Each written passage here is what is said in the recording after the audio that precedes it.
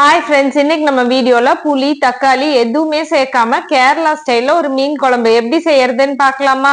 அதுக்கு ஒரு மிக்சி ஜார்ல அரை மூடி தேங்காய், அரை டேபிள் ஸ்பூன் மஞ்சள் தூள், 2 டேபிள் ஸ்பூன் குழம்பு மிளகாய் தூள், குழம்புக்கு தேவையான அளவு உப்பு, 10 சின்ன வெங்காயம் எல்லாத்தையும் சேர்த்துட்டு விழுதா அரைச்சிக்கலாம்.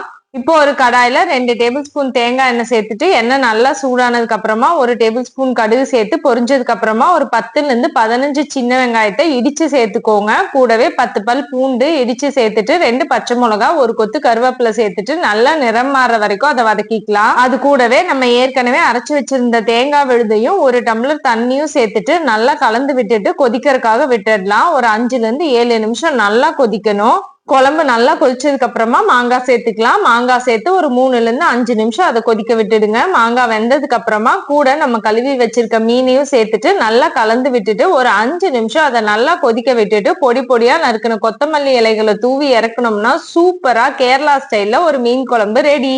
தக்காளி புளி எதுவுமே சேர்க்காமலேயே மாங்காவோட புளிப்புலயே இந்த மீன் குழம்பு அவ்வளோ சூப்பரா இருக்கும். கண்டிப்பா இதை ட்ரை பண்ணி பாருங்க. பாய்.